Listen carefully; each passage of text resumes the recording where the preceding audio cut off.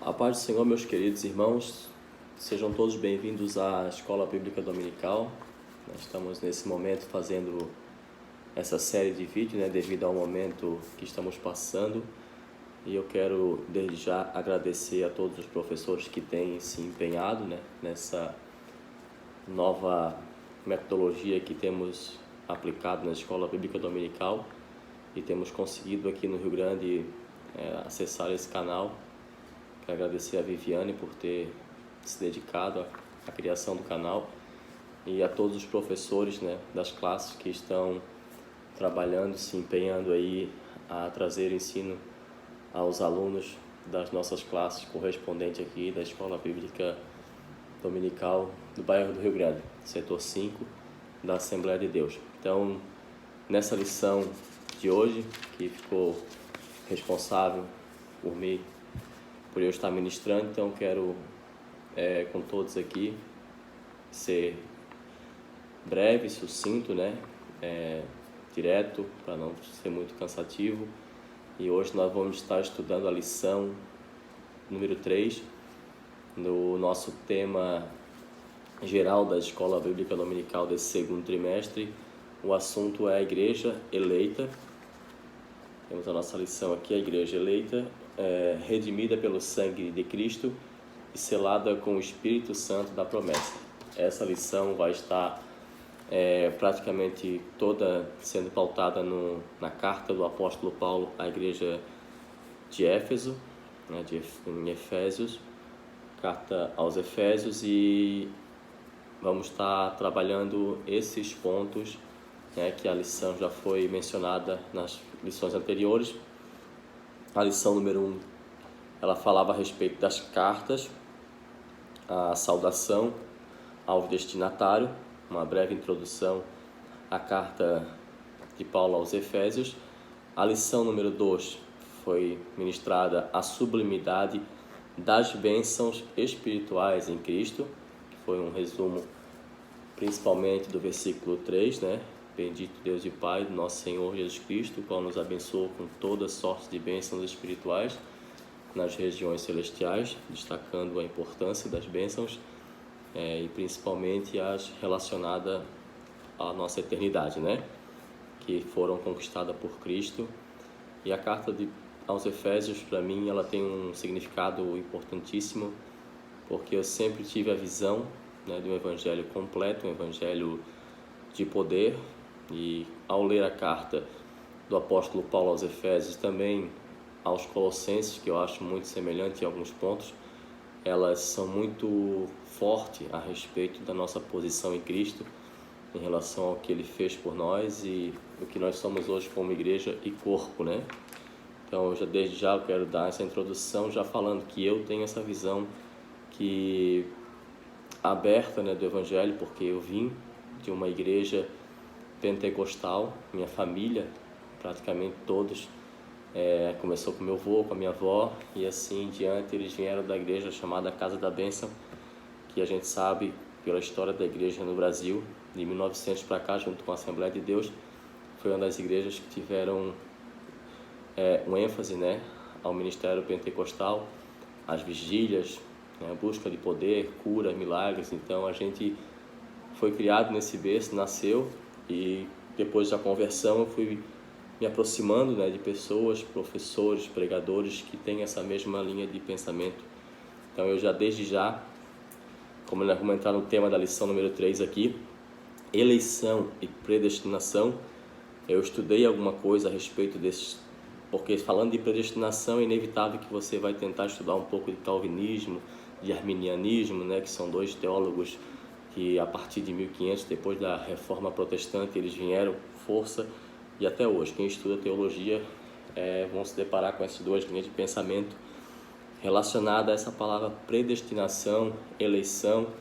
E eu sei que alguns podem estar me assistindo não concordam muito com o arminiano no pensamento e são calvinistas, mas meu ponto, minha ideia, meu pensamento é quando a pessoa ela tende a ser um calvinista, geralmente, não citando nome de denominação, mas ele já tem uma tendência a não ter muito experiência espiritual, principalmente.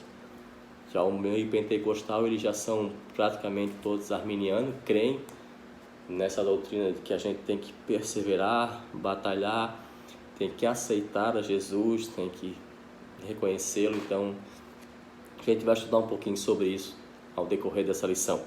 Então, vamos lá. Lição número 3, do dia 19 de abril de 2020. Eleição e predestinação. Esse é o nosso tema da lição número 3 de hoje. Texto áureo, como eu falei, essa lição vai estar praticamente o tempo todo, ela vai estar relacionada à carta do apóstolo Paulo aos Efésios.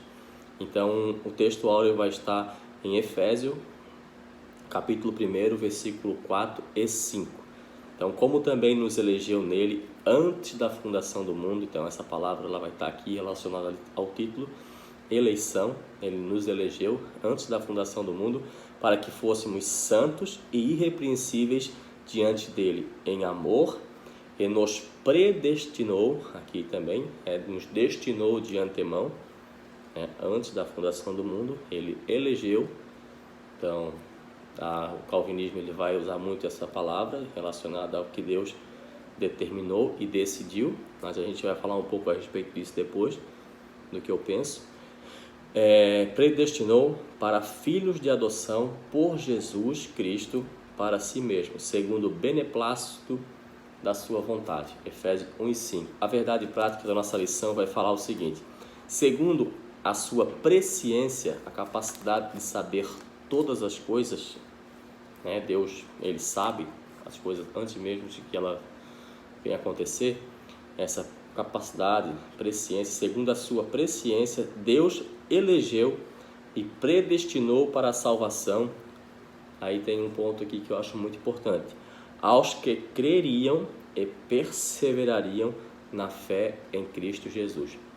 Se a gente termina essa frase só com a primeira parte, a gente já vai apontar nossa linha de raciocínio, com a parte calvinista que diz, segundo a sua presciência, Deus elegeu e predestinou para a salvação. Alguns, a gente vai entender um pouco, o que eu acho, o que eu acredito, segundo o que eu falei, a completude do Evangelho.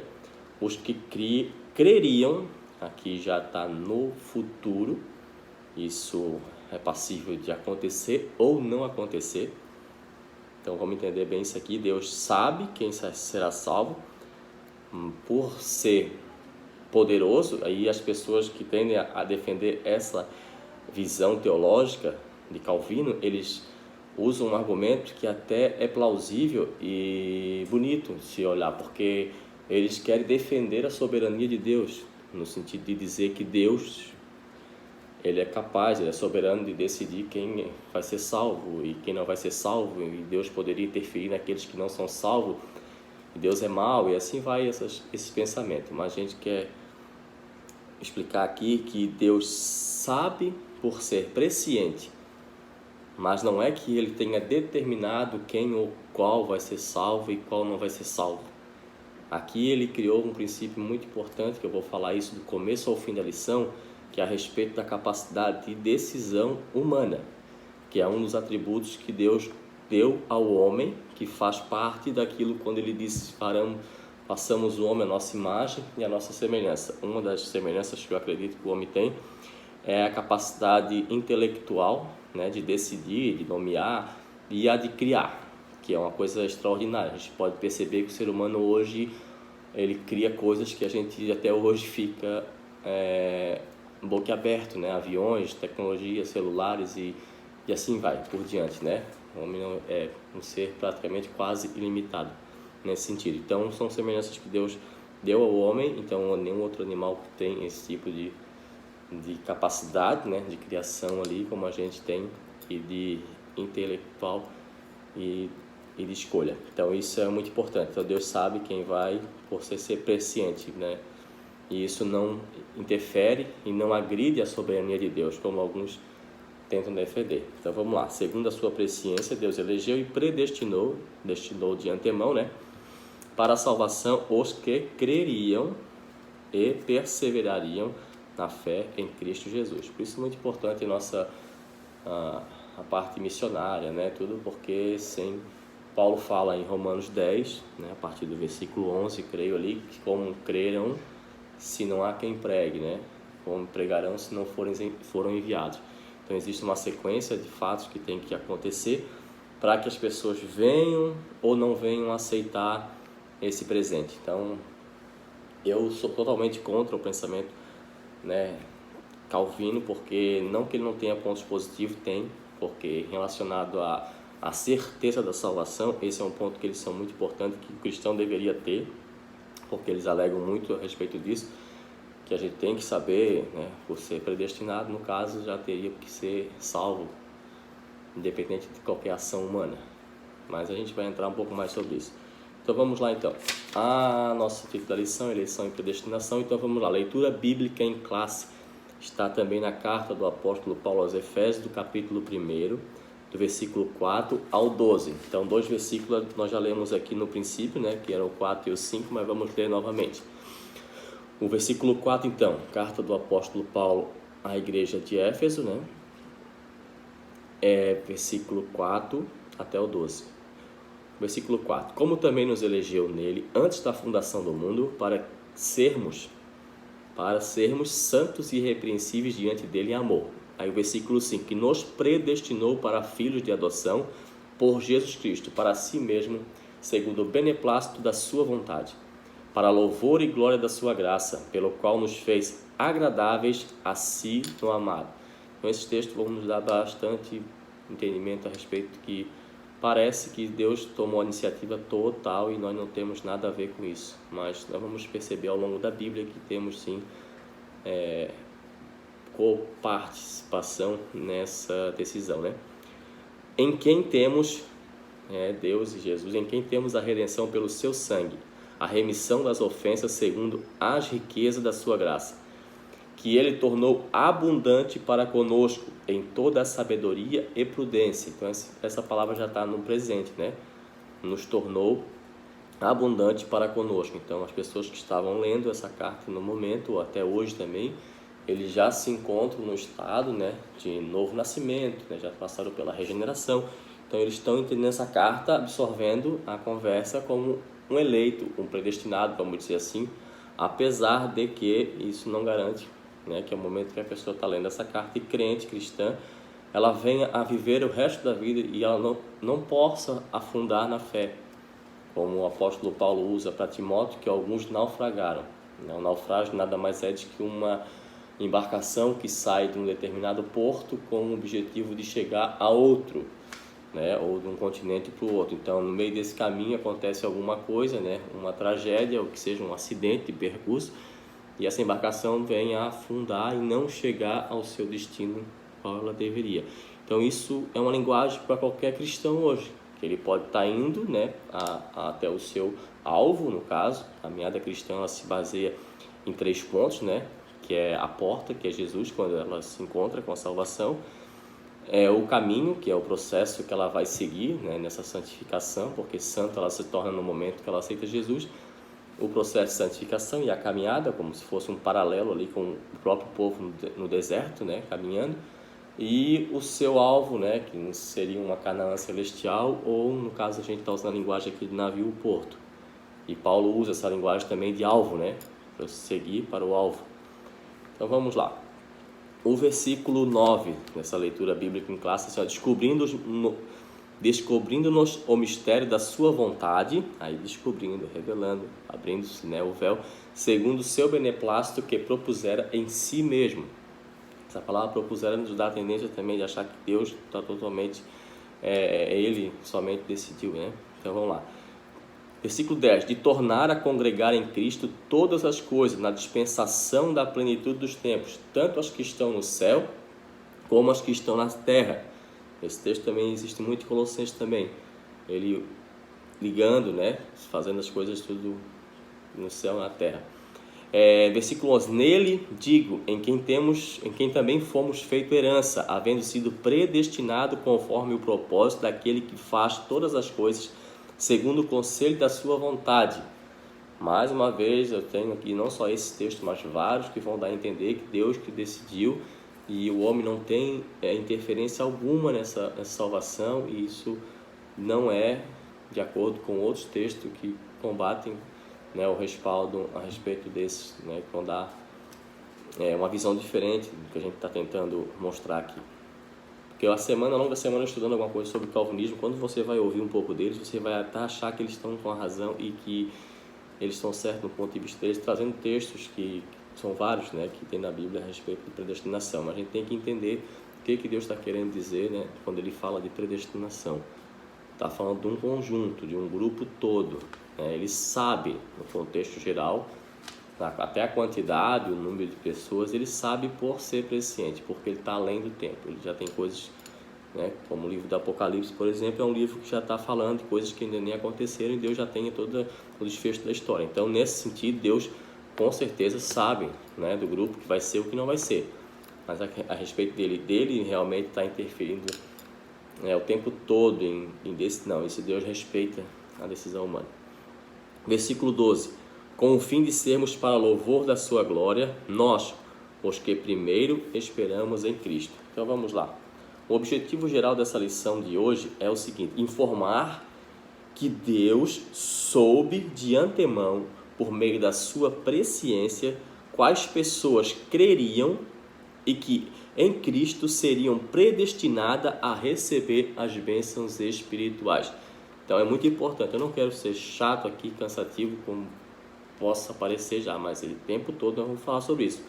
Deus soube de antemão, por meio de sua presciência, né, a capacidade de saber todas as coisas, antes mesmo de que ela aconteça, e isso, as pessoas, ele sabe quais creriam e quais não creriam, tá? Então não teremos essa visão de que Deus decidiu quem vai para o inferno, quem vai para o céu, porque isso seria até uma blasfêmia contra o nosso Deus, né? Ele é tão educado que deu a nós a capacidade de escolha, porque o amor, ele só é o amor quando a pessoa pode decidir amar, né? Não que ela seja obrigada, isso não existe, né? Tanto na linguagem humana, né? Tudo que tem humano, ele é um paralelo muito grande. A nossa vida terrena aqui, ela é um paralelo, né, ao que a gente pode estar vivendo futuramente ou viverá no céu. Assim, quando Deus diz que minhas mãos não estão encolhidas para que não possa salvar, pessoas argumentam se Deus tem mão ou não tem mão. Independente de qualquer coisa, se tem ou não tem, Deus usa, né, a nossa linguagem humana para que a gente venha entender o que Ele quer transmitir, porque nós somos ainda limitados e Deus é um ser ilimitado, né? Então, para que a gente consiga entender, ele vai ter que usar uma linguagem terrena nossa. Então vamos lá, objetivos específicos, né? O ponto primeiro é assim, esclarecer a diferença bíblica entre eleição e predestinação. O tópico 2 vai explicar como ocorreu a eleição divina desde a fundação do mundo. E o tópico 3, que a nossa lição é dividida em 3 pontos, ela vai dizer constatar que a predestinação bíblica retrata as bênçãos concedidas aos eleitos. Então vamos lá então. A introdução diz o seguinte: a eleição e a predestinação são termos importantes na compreensão da doutrina da salvação. A eleição e a predestinação são termos importantes na compreensão da doutrina da salvação. Por isso que existe esse debate, né, teológico tão grande. Esses vocábulos ligados entre si elucidam o plano divino de salvar os pecadores. Nessa lição abordaremos os conceitos bíblicos e a interpretação pentecostal referente à eleição e à predestinação. Então, a interpretação pentecostal, que é o nosso meio, nosso ponto de vista. Eu amo a igreja pentecostal. Para mim, como eu já falei de início, sempre procurei, né, conviver e ver pessoas que se movimentam nos dons espirituais, que vivem essa realidade, porque eu não gosto de ter limitações onde a gente possa aproveitar, né, daquilo que Deus pode nos dar, e é uma tristeza, infelizmente, quando eu vejo algumas denominações ou ministérios que descartam, né, essa parte tão importante da vida cristã, que é a vida no Espírito, né, e como oração em línguas e outras coisas mais. Vamos lá. eleitos para uma vida santa e irrepreensível. Esse é o primeiro ponto, né, que a gente vai esclarecer a diferença entre eleição e predestinação. A dádiva da eleição precede a nossa existência. Antes da fundação do mundo, Deus planejou salvar e capacitar para uma vida de santidade os que Ele elegeu de antemão. Aqui parece um pouco difícil de entender a princípio, né? Quer dizer que Deus elegeu antes de a gente nascer, já teríamos sido determinados a aceitá-lo, a reconhecer a salvação. A gente vai entender um pouco sobre isso. A eleição divina. Eleição traz a ideia de escolha. Aos Efésios, capítulo 1, versículo 4, Paulo menciona 3 aspectos dessa escolha. Primeiro aspecto, em quem fomos escolhidos? É uma pergunta que ele nos faz. A resposta é em Jesus. Por isso, é uma escolha cristocêntrica. Segundo ponto, em que tempo se deu essa escolha? O tempo é dito como antes da fundação do mundo. Aqui é que as pessoas alegam pela soberania de Deus, que Ele sabe e escolheu antes de todas as coisas aqueles que seriam salvos. Por isso que eu digo, é muito complexo esse assunto. A gente, quando for ouvir uma pessoa defendendo essa tese, a gente vai praticamente ficar balançado, né, a respeito disso, porque parece até certo ponto que realmente é Deus que tomou a iniciativa, é Deus que faz todas as coisas. Por isso, o calvinismo ele tem um argumento muito forte contra os que acreditam na visão arminiana, porque nós temos muito essa visão de que nós temos que batalhar, nós temos que se santificar, nós temos que orar, nós temos que jejuar. Então isso às vezes dá a entender que se o cristão não for essa pessoa esforçada, né, e ela não fizer por merecer, ela não vai ser salva. Então é um lado ruim do nosso ponto de vista, porque parece que o tempo todo nós estamos tentando ganhar essa salvação, tentando adquiri-la, algo que já foi adquirido. Isso eles têm razão. Nós deveríamos ter um pouco mais de tranquilidade a respeito disso, né, e viver uma vida mais saudável, né, digo mentalmente, né, e conscientemente ali, para não ficar essa pressão às vezes das pessoas tendo que tal. E muitos pentecostais às vezes caem nessa loucura, tá, nessa paranoia de querer fazer, porque se não fizer não vai ser salvo, se não fizer não vai ser santo, e às vezes negam princípios muito mais importantes, né, que vão fazer totalmente a diferença, princípios internos, né, outras coisas que santificam a pessoa de verdade, e não somente uma missão, evangelismo e outras coisas. Então vamos ter equilíbrio nesse sentido também. Então um tem um ponto certo e o outro tem um ponto certo, o outro tem um ponto errado, também tem um ponto errado. Dos dois lados, né? Tem a visão boa e a visão negativa. Então vamos lá. E antes da fundação do mundo, o terceiro ponto aqui que ele está falando, né, que Paulo menciona na carta aos Efésios, 3 aspectos dessa escolha. O terceiro aspecto aqui é qual a finalidade? A resposta é para que fôssemos santos e irrepreensíveis, né? A palavra sem repreensão alguma. Aqui um escritor, Donald Stamp, que faz o estudo da Bíblia, estudo pentecostal, a qual eu estou aqui na mão nesse momento, aqui embaixo, afirma que a eleição de pessoas ocorre somente em união com Jesus Cristo, e que ninguém é eleito sem estar unido a Cristo pela fé. Nossa declaração de fé assevera que Deus elegeu a igreja desde a eternidade, antes da fundação do mundo, segundo a sua presciência. Aqui, essa palavra igreja é muito importante para nos ajudar a entender um pouco a respeito do que eu quero dizer. Num contexto total, num todo, Deus sabe e Deus já planejou. É isso que a gente tem que entender. Ele já, né, o grupo em si, o corpo, a igreja, quais, quantos, isso aí com certeza antes da fundação. Mas agora eu volto a trazer esse ponto. Não é que Deus venha decidir quem vai e quem não vai. Deus sabe, Deus conhece, Deus elegeu, mas não é o que a gente tenta entender ali, que eles passam exageradamente a palavra que nós podemos fazer o que quiser, que não adianta, nós vamos ser salvos e pronto. É o que eles chamam no ponto aqui, até anotei algumas coisas que eles chamam de 5 pontos da linha calvinista, né? Que eles têm uma grade chamada tulip, que são as 3 primeiras letras que formam essa palavra, que depravação total, que eles acreditam na queda do ser humano, né? Como a gente também crê. Na eleição incondicional, aqui quer dizer que nada a ver com o homem, é Deus que decidiu, totalmente Ele, né? A parte do humano. A expiação limitada, quer dizer, um grupo de pessoas serão salvos. A gente sabe que no fim nem todos serão salvos, porque não é só porque é a vontade de Deus que ela vai se cumprir automaticamente. A Bíblia diz que Deus quer que todos os homens se salvem, isso está em 1 Timóteo 2, 4, 5, e que venham ao conhecimento da verdade. Isso é a vontade de Deus, mas que ela venha a acontecer não é só porque Deus quer que tudo aconteça, né? Algumas coisas não vão acontecer só porque Deus quer. O homem vai ter que corresponder. Aí a outra ponto também aqui desse estudo, né, do Calvino, que a graça é irresistível, quer dizer que o homem não tem como resistir esse chamado de Deus, esse chamamento. Mesmo que a pessoa diga, não quero, mas é impossível, porque é tão forte a graça, claro. E com isso eles argumentam o ponto de que Deus é soberano e poderoso para convencer uma pessoa, claro, isso a gente sabe que é. Então, com essa coisa assim que a gente vai ficando meio que balançado quando ouve. Mas tudo com um bom pensamento, com um bom equilíbrio e um pouco de inteligência, a gente percebe que outros textos não vão deixar a gente se levar por esse pensamento. E o segundo é a perseverança dos santos, quer dizer que nunca vão cair. Os que são eleitos, não importa, eles vão, no fim, vão ser salvos. Eles podem resistir, dizer, não quero, mas não, Deus me obrigou. Então, eu posso até usar esse termo meio exagerado, parece assim, falando, mas é quase isso. Então, vamos lá. A gente viu aqui os 3 pontos aqui, né?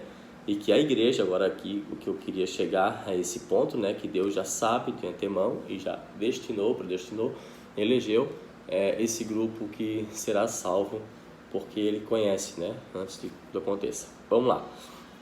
Subtópico 2 do ponto 1.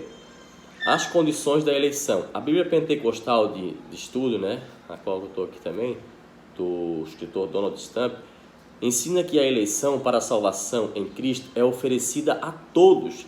João 3,16, porque Deus amou o mundo de tal maneira que deu seu Filho unigênito para que todo aquele que nele crê, aí está a parte condicional da palavra, que é uma coisa que eles não gostam, crê ou não crê, depende da pessoa, né? Aceitar ou não aceitar. Então, em 1 Timóteo 2, 4 ao 6, que a gente falou aqui, né? Que essa é a vontade de Deus, que quer que todos os homens se salvem e venham ao conhecimento da verdade. Então, e torna-se uma realidade. Então, ensina que a eleição, essa Bíblia de estudo pentecostal, para a salvação em Cristo é oferecida a todos. E torna-se uma realidade para cada pessoa de acordo com o seu prévio arrependimento e fé. Então, a gente nunca pode desvincular a vontade da pessoa. Já aconteceu comigo e várias experiências de pessoas aí que não querem e, claro, Deus trabalha, Deus mostra, Deus, né? Sim, com certeza acontece todo milagre, porque, como eu falo, é sempre uma coparticipação dos dois lados. Quando eu vou evangelizar alguém, eu sempre falo, você está disposto a trocar essa sua vida toda agora por outra que Deus está propondo para ti? Ah, não, eu não quero porque tem que fazer isso, tem que usar aquilo, tem que não. Então, tu não está preparado para... Você não cansou nessa velha vida. Então, não adianta, né? O Espírito Santo, ele não é que não tenha poder e capacidade para fazer isso, tem. Só que a pessoa tem que ter uma cedida. Até nas estatísticas que a gente vê hoje, é uma coisa até simples de falar, mas você vê a quantidade de mulheres que se convertem, às vezes a gente sabe estatisticamente isso, elas são maiores. E eu vejo isso, do meu ponto de vista, né? É pela sensibilidade que elas têm em relação a essa chamada, né? E elas são muito mais suscetíveis a essa sentimental e o homem é um pouco mais duro. Não é regra, mas estatisticamente é um número maior. Em relação até a gente vê nas orações aí, as mulheres são muito mais devotadas. Então vamos lá. Torna-se uma realidade para cada pessoa de acordo com o seu prévio arrependimento. Efésios 2:8, né? Que a salvação é pela graça, mas mediante a fé, né? Vamos lá dar uma olhadinha em Efésios, que é o nosso título, é o nosso livro, né? Que a gente está aqui como base do nosso estudo, ó. Porque pela graça sois salvos por meio da fé. Isso é muito importante. A fé ela não é qualquer coisa assim que vamos considerar desse versículo, não. Ela é graça, mas por meio da fé. Isso não vem de vós, aqui é uma ação de Deus, né? Não vem das nossas obras. Isso é o que ele quer falar, é um dom, é um presente de Deus. Não vem das obras para que ninguém se glorie. Aqui a gente sabe que ele está relacionado às obras, né? É o mérito, a meritocracia. Paulo chama isso de jactância, fazer por merecer. Porque somos feituras suas em Cristo para as boas obras. Aqui, daí a nossa nova vida, né? e a realidade que Ele nos preparou para que andássemos nela. Nós não somos salvos pelas obras, mas nós somos salvos para. Né? A partir do momento que o cristão é salvo, ele naturalmente vai viver uma vida, né? Praticando as boas obras. Aí então vamos lá. Efésios 2, entretanto, esse meio, no subtópico 2 aqui, ó, esse meio não é meritório, e ninguém pode cumpri-lo sem a graça de Deus. Desse modo, fomos eleitos por iniciativa divina, por causa da graciosa obra de Cristo e não pelas nossas obras. Então, que é bem fácil de entender, né?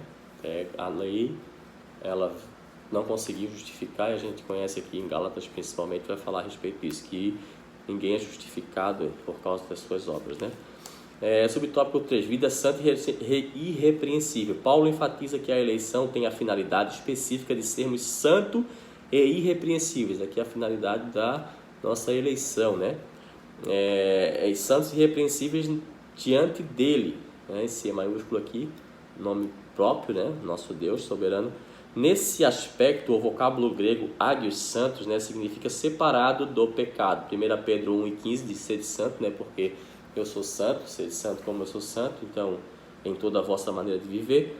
O adjetivo grego anomos, irrepreensível, expressa algo sem defeito ou inculpável, né? A gente vai ver esse texto muito, né? Relacionado aos obreiros, presbitério, né? Que seja irrepreensível, marido de uma mulher só. Então a palavra irrepreensível é muito forte, né? Sem defeito ou inculpável. Aqui também Filipenses 2,15 fala, né, que nós somos como os astros nesse mundo, né, diante de uma geração corrupta, né, e perversa. Os termos apontam para a santificação, isto é, o mais alto padrão ético e moral da vida agradável a Deus que nos elegeu em Cristo.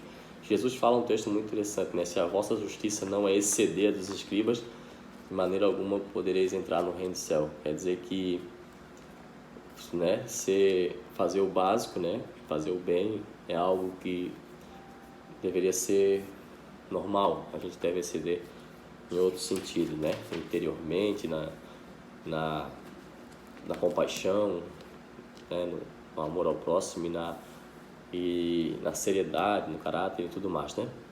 Deus sabe o nosso coração.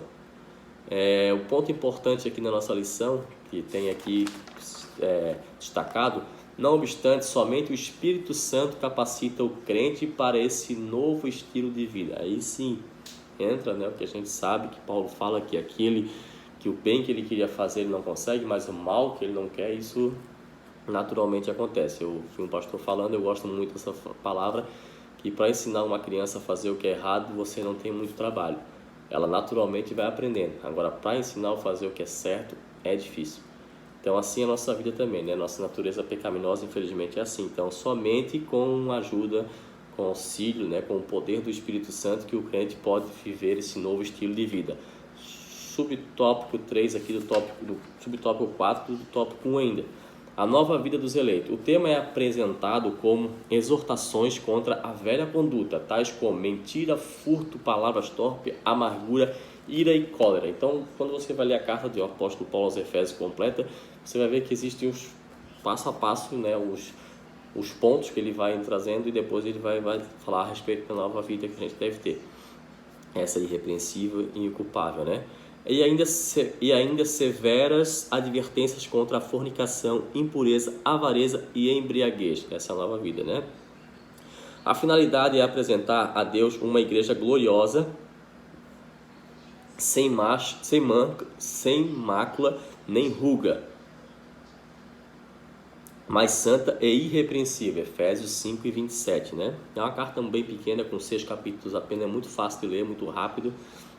E eu sugiro a todos os alunos que nesse trimestre, né, possam estar lendo não somente uma vez, mas várias. Hoje eu pude ouvir em áudio várias vezes, né, dirigindo e fazendo meus afazeres. A finalidade é apresentar a Deus uma igreja gloriosa, sem mácula, mas santa. Não obstante, somente o Espírito Santo capacita o crente para esse novo estilo de vida. Foi o que a gente leu no ponto central aqui dessa lição. Trata-se, portanto, de um processo contínuo de santificação até a glorificação no final, no dia de Cristo.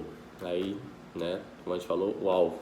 Então vamos lá. O tópico 2 está na nossa lição. Predestinação para filhos de adoção. A palavra predestinar mostra que o destino dos eleitos foi feito na eternidade. Né? Deus não está ali preso a tempo, né?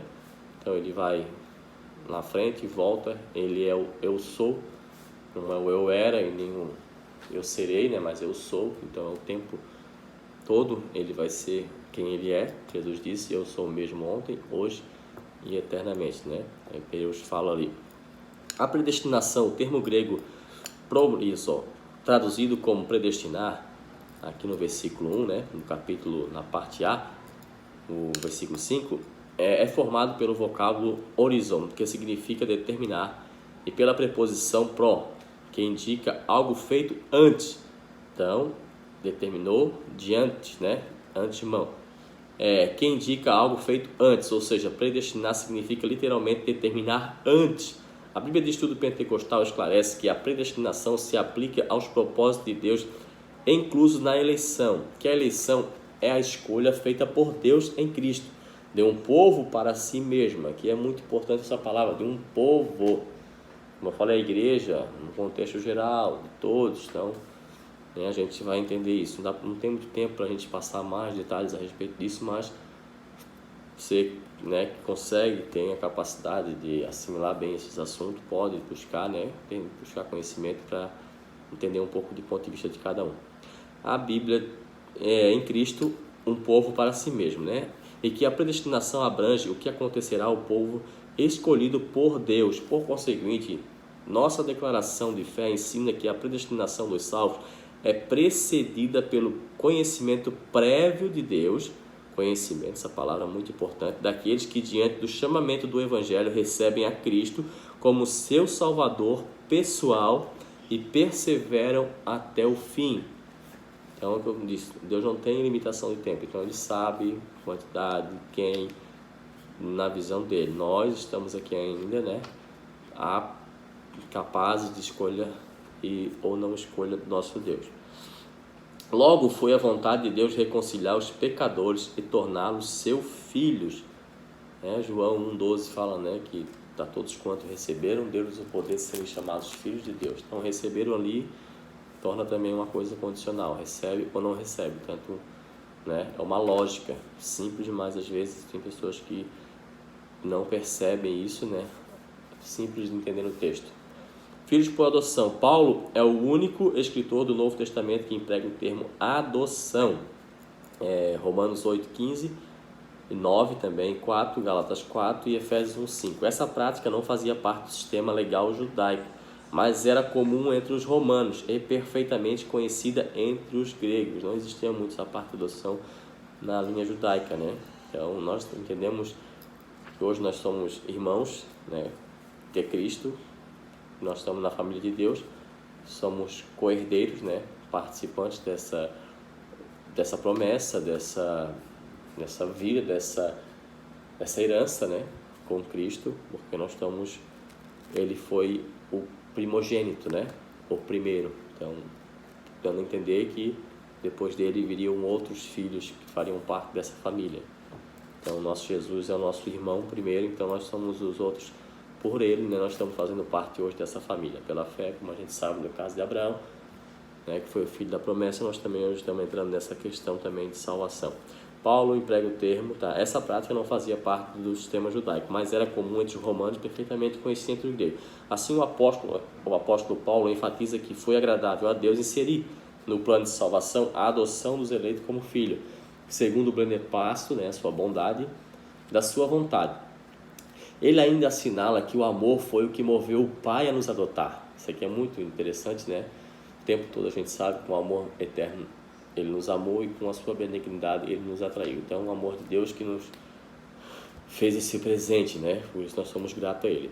Se no outro tempo éramos estranhos e inimigos de Deus, agora estamos reconciliados com Ele em Cristo e somos seus filhos. Então, em Cristo nós temos, né, todos esses benefícios que foram adquiridos por nós na cruz. Sem Cristo, nada.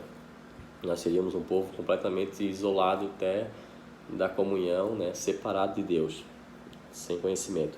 Essa posição nos é imerecida, contudo aprove ao Pai fazê-la assim. Então a gente está trazendo aqui no contexto geral, do grupo em si, igreja, todos, né? Daí eles A gente entende um pouco sobre predestinação, que Deus já sabe, com certeza, do grupo em si, a igreja, todos que serão salvos. O subtópico 3, os privilégios da adoção. Deus criou o ser humano para estar em comunhão com Ele, mas o pecado rompeu com essa dádiva. Aqui, Gênesis 1, né? 3:23, a gente sabe da serpente, e ali foi expulso do jardim. Entretanto, em Cristo, o Pai reconciliou-se com os homens. Aqui não tem judeu, não tem grego, não tem... Todos estão no mesmo balaio, como ser humano, né? Todos como criatura aconteceu igual, né? Adão foi gerando o homem segundo a sua semelhança e assim foi nascendo todos com o pecado. Entretanto, em Cristo, o Pai reconciliou-se com os homens, adotando os escolhidos. Nesse sentido, o apóstolo Paulo usa uma analogia da adoção na sociedade romana, em que o filho adotado recebia o direito ao nome e aos bens de quem o adotava. Igualmente, na filiação divina, Deus predestinou as bênçãos de um novo nome e de uma nova imagem, a imagem de Cristo. Ele é o perfeito, né? Os eleitos. Então, Deus concede a redenção e a remissão dos pecados e restabelece a comunhão com o pecador, dando-lhe o direito de chamar ou clamar e de tratá-lo ele como Abba, Pai, né? Paizinho. Então, isso é a linguagem aqui no Novo Testamento, quando Jesus chegou falando a respeito do Pai Nosso, né? Não somente o Pai dos judeus. Isso trouxe até um pouco de escândalo, né, naquela época, porque a linguagem, como a gente sabe até hoje, algumas linhas de estudo tem por aí, que não tratam nem o nome de Deus, é eterno. Tem umas coisas que os judeus, né, tinham na cultura deles, e biblicamente também estavam até corretos em não usar o nome de Deus, mas como o Novo Testamento veio trazendo outro relacionamento com esse Deus, com esse Pai, que nós evangélicos cristãos hoje temos, né, que eles querem trazer novamente para a igreja, infelizmente, e usam essa justificativa de reverência, santidade, né, de uma forma tão bonita de se ver, que acabam perdendo, né, essa simplicidade tão gostosa que o Evangelho nos traz também, que é essa comunhão com o Pai, né, com o Pai mesmo, Pai Nosso, né, essa linguagemzinha tão amável e tão próxima, né, não aquele ser que ninguém pode se aproximar de tão santo, que a gente sabe que Deus é santo, mas é um exagero que não cabe ao Novo Testamento. Então Deus concede a redenção e a remissão dos pecados, se estabelece a comunhão com o pecador, dando-lhe o poder e o direito de ser chamados seus filhos, né? E também com isso usar a palavra Abba, Pai, né? Gálatas 4:6 fala isso. Isso é o direito de ter intimidade com o Pai. Isso significa que passamos a ser herdeiros de Deus e co-herdeiros com Cristo. Aqui está em Romanos 8:17, né?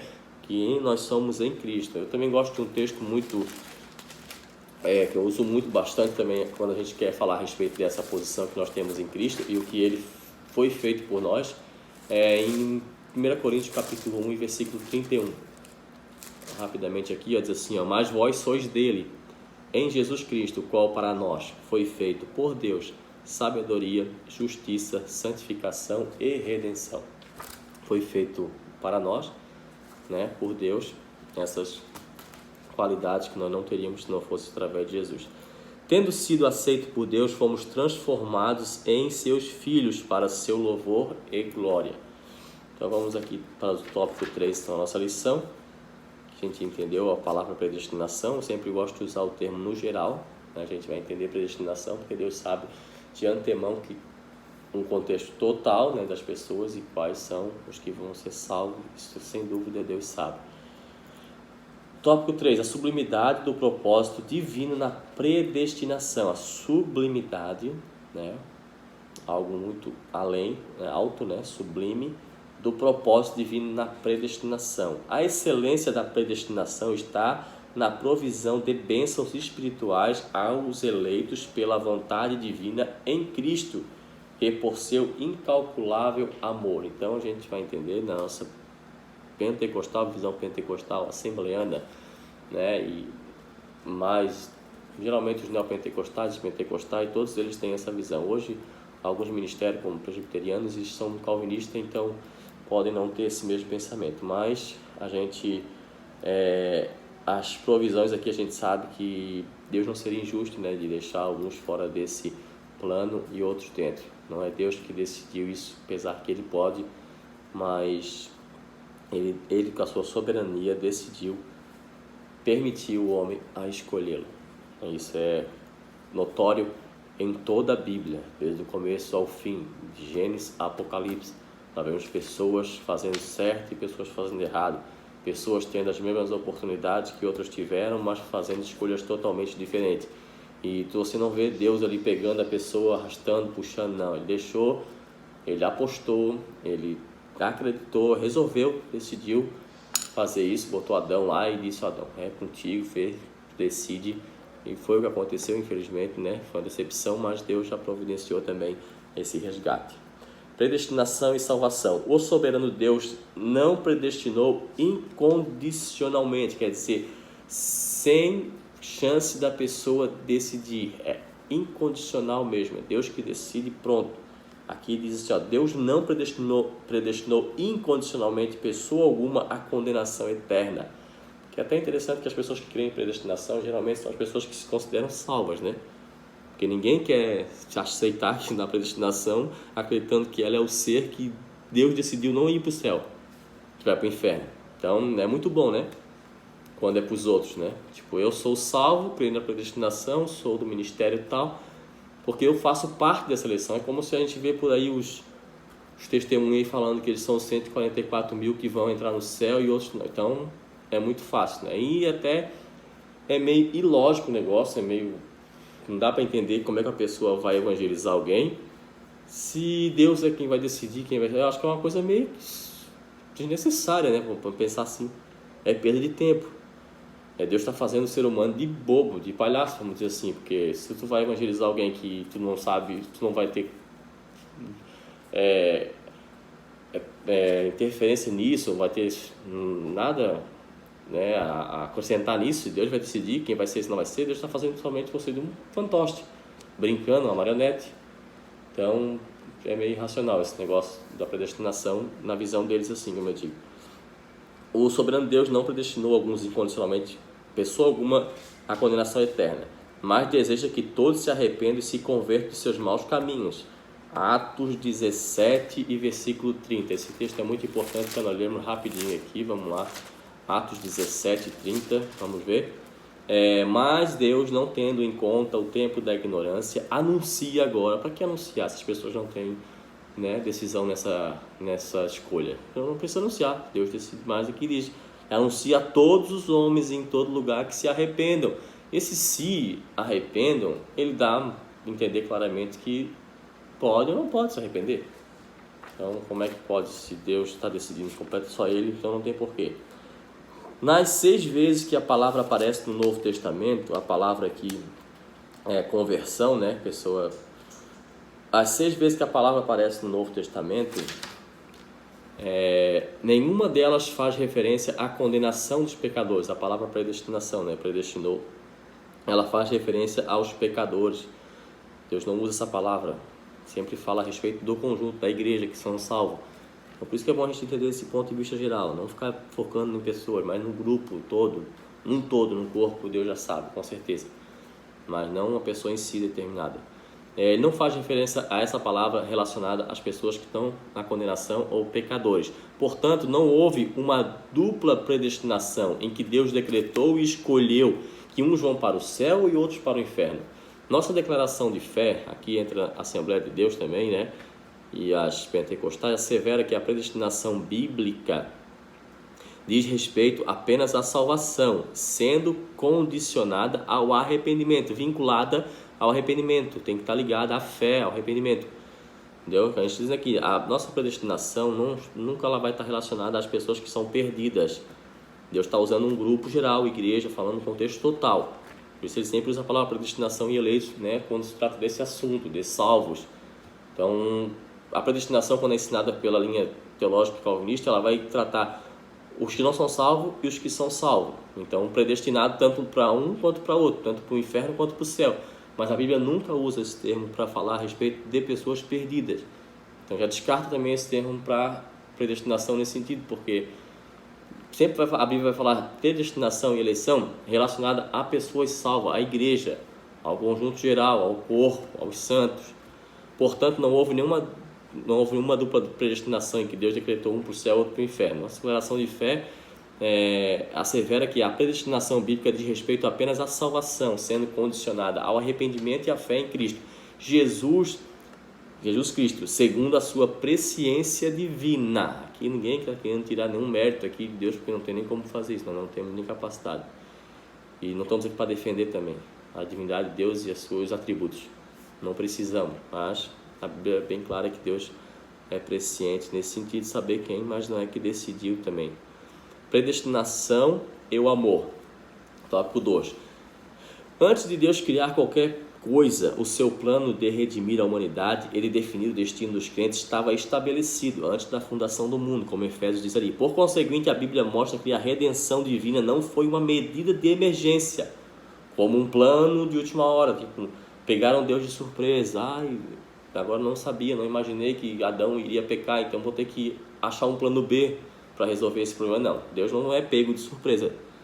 Então já estou aqui defendendo também, né? Alguém que possa dizer que os arminianos, o nosso pensamento, possa... mas Deus está limitado à vontade humana, né?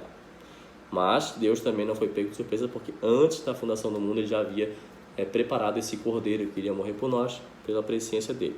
Por conseguinte, a Bíblia mostra que a redenção divina não foi uma medida de emergência. Ao contrário, era o plano imutável do amor de Deus desde sempre. Aqui consiste a sublimidade dos propósitos eternos em prover a salvação, o amor de Deus. João 3,16, Deus amou o mundo de tal maneira, foi por amor que ele nos elegeu e nos predestinou em Cristo. Então sejamos gratos, né, por estar aqui hoje ouvindo o Evangelho, lendo a Bíblia, estudando, porque nós somos privilegiados no sentido não de sermos exclusivistas ou sairmos por aí arrotando arrogância, achando que nós somos melhor do que qualquer outra pessoa, porque Deus nos decidiu ser salvo. Não, Deus nos abriu a porta da salvação, como para todas as pessoas, está nesse momento aberta. Então, qualquer pessoa, a qualquer momento, pode estar também, desde que o Evangelho seja pregado, com poder e a pessoa se aceite, né? Reconheça, considere-se, né? Perceba-se que é um pecador. Foi por amor que ele nos elegeu e predestinou em Cristo. Isso implica dizer que a salvação, como favor imerecido, provém do amor de Deus. Isso aqui é muito importante, nós nunca vamos tirar isso, né, da Bíblia, não tem como. Não obstante, os que se achegam a Cristo não são coagidos, mas atraídos a Ele. Por quê? O Evangelho pode perceber, as pessoas que vão a Cristo, elas estão dispostas a abraçar qualquer afronta, qualquer guerra. Por isso que Jesus era bem claro quando as pessoas vinham até Ele: vocês querem vir até mim? Vamos pegar aqui, vamos primeiro sentar e calcular os gastos, para ver se você tem com que acabar essa obra. É o seguinte... no dito popular, a cobra vai fumar, o negócio vai ser feio. Está disposto? Quer vir? Eu não sei, eu não estou... Isso é muito complicado, então... Não. Então a pessoa nunca coagiu ninguém ou iludiu alguém, ou mentiu, ou pintou o Evangelho de cor, né, para que as pessoas viessem aceitá-lo. Não. Ele foi bem claro, bem sério, e as pessoas foram atraídas a ele pelo amor, né, pela necessidade de salvação, pela angústia, pela dor do pecado e assim por diante. Então vamos concluir essa lição aqui hoje. Os que chegam a Cristo foram atraídos por Ele, pelo seu amor. Então o Evangelho é isso, né? Conclusão: Cristo morreu por todos e por cada um dos pecadores, aqui por todos. Aqui daí os calvinistas vêm bater em nós, dizer que nós estamos aceitando o universalismo, que nós vamos dizer que todos serão salvos porque esse Cristo morreu por todos. Não, não é isso. Ele morreu por todos, no sentido geral da humanidade, mas nem todos vão aceitá-los. Isso é uma verdade, e Deus não vai ser injusto com ninguém, porque Ele disse que esse Evangelho será pregado em todas as nações, aí sim chegará ao fim. Então Deus, tendo a sua bondade, vai julgar de acordo com o conhecimento, com a revelação, com o que foi passado. Isso aí pode ter certeza, né? Então é isso, desde a eternidade, segundo a sua presciência em Cristo, Deus elegeu e predestinou os que creriam, no futuro aqui, e perseverariam na fé, a viver em santidade, receber a filiação divina e a desfrutar de todas as bênçãos espirituais divinamente estipuladas. Então essa é a nossa aula de hoje, né, a respeito da predestinação. Se alguém tiver mais alguma dúvida, pode nos contatar, que a gente vai estar conversando. Tem muito mais coisa para ser falada a respeito desse assunto, não se limita só a isso, né? Mas a gente sabe que é um assunto complexo, porque, como eu falei, se você for ouvir um ponto de vista, você vai quase acreditar, vamos dizer assim. Por isso que eu sempre recomendo alguém que possa estar ouvindo qualquer tipo de pensamento diferente, que tenha uma base bíblica boa, né, completa, não partes, mas integral, para que venha assimilar aquele conteúdo e ter uma decisão pessoal, né, não influenciada por qualquer líder denominacional, evangélico, ou qualquer pessoa que você admira, porque às vezes eu tenho pregadores que eu não vou citar nomes aqui para ninguém ligar nada ao caso, né? Mas às vezes a gente tem uma admiração por algum pregador ou por algum professor, isso não é errado, e essa pessoa às vezes ela vem com um ponto diferente do que você acredita. Então as pessoas às vezes, por não querer se decepcionar com aquela pessoa que admira, aquele pregador, acaba achando uma forma de concordar com aquela visão. E eu não faço assim. Eu tenho minha personalidade, tenho minha busca, né? A gente tem que ter. A gente não pode sair por aí, por mais que você admire a pessoa, por mais que você acredite na pessoa e que você sabe que ela está muito bem intencionada, você não pode, né, bater o martelo e dizer, pronto, agora esse meu amigo, esse meu pastor falou, então é a verdade, pronto, e defender com unhas e dentes o que essa pessoa fala. Não, porque uma coisa eu aprendi, e é verdade, isso tanto na teologia como na Bíblia de Estudo Pentecostal, qualquer outra Bíblia, Dake, Thompson, o que for, a Bíblia é a Bíblia, né? O que tiver abaixo dela, o que tiver escrito ao redor e um estudo em si, ela é humana, então passível a erro. Tanto Deus fala, né, que quando um profeta se levanta, os outros julgam. Então, quando se fala a possibilidade de julgar, é porque existe a possibilidade de haver erro. Então, tratando de parte humana, não vai ser sempre perfeito, é o homem. Então, por mais que você admire qualquer pessoa, a gente sabe hoje em dia pelos canais, tem internet aí, né? O YouTube tem muita gente que ouve, bastante gente.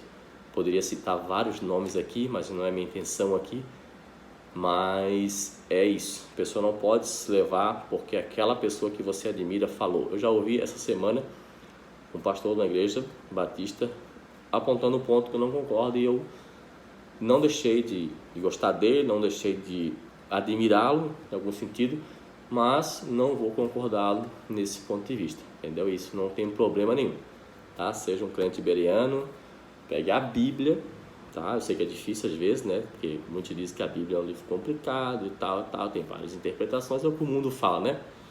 Principalmente aqueles que são da igreja romana aí, que querem dizer que os pastores, cada um tem as suas interpretações. Mas fique com Deus. Quero agradecer a todos os professores mais uma vez pelas aulas que estão sendo ministradas aí. Um abraço a todos, desculpa o nosso nervosismo, mas a gente vai continuar nesse trabalho até, né, Deus aprover aí a situação do nosso país, né, dessa pandemia aí que está complicada. Até um certo ponto está acontecendo realmente, a gente tem que cuidar, né, das pessoas que são vulneráveis. E um abraço a todos, fiquem com Deus e até a próxima aula. Temos aqui na nossa frente a iluminação espiritual do crente. Então, como eu falei, a carta do apóstolo Paulo aos Efésios é coisa tremenda, né? O capítulo 1 em si já é um tesouro. Então, fique com Deus, até a próxima aula.